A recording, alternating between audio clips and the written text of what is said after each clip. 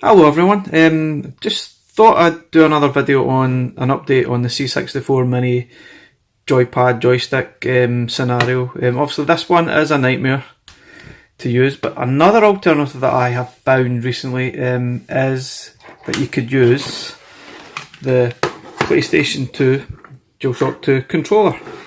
Obviously though, it doesn't connect with this connector, so a small solution, which is cheaper than buying new joypads, the iNext ones perhaps, is getting an adapter that comes with a USB connector, and so they guys just connect together, and then you plug the USB into your C64 Mini as you normally would, and let's see what the results are.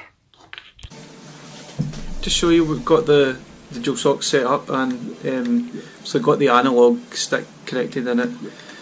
Moves perfectly. You've put the analog stick off, you can obviously use that as option instead. I think some games are better with the analog sticks and some games are better with the D-pad, but for creatures I'm going to try using the analog sticks. So to select the game, it's just the top buttons here. Okay.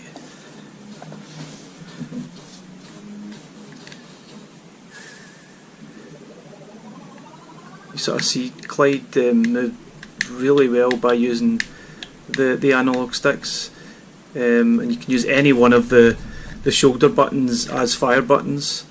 They all work brilliant. The analog sticks are just brilliant for this type of platform game. Not all games are perfect for it. It can be tricky because obviously the games weren't designed for analog. But jumping is just so much easier. This is even better than the iNext USB connectors like the SNES pads. Unfortunately not all the buttons actually map, but to bring up the menu you press the start button and it brings up the sort of save, load and virtual keyboard buttons. Then you just sort of scroll through them to choose, and just choose the fire button or one of the shoulder buttons. I think some of these work as well, and then it brings up. Unfortunately this is where the issue lies, saving and loading games. There's no option to actually save and load the games. There's only load, the select button loads, but there's no save option. So unfortunately for that it's a bit of a bummer, but what I done was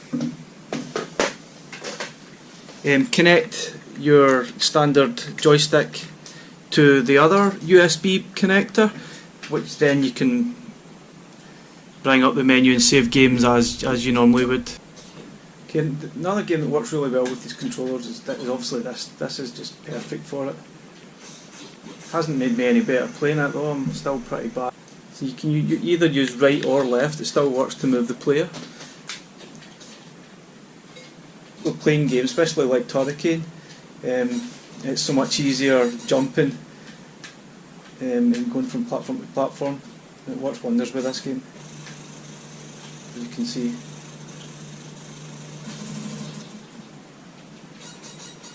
Jumping is so much easier, but even using the D-pad can be a bit tricky, and it's obviously a nightmare with the joystick with the joystick that was with the game. It's absolutely impossible sometimes.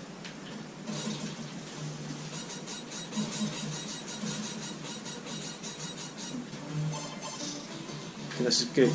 Gianna Sisters, which is absolute cracking game. This works really well with the joypad as well. Obviously I'm still not very good at it.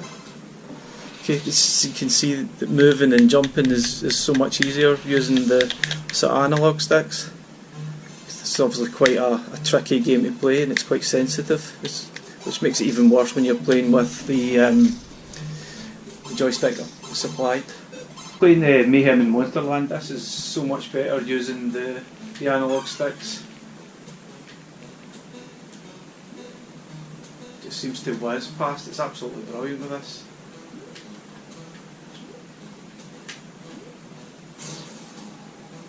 And this is also one of the latter examples of how well the Commodore can do a game.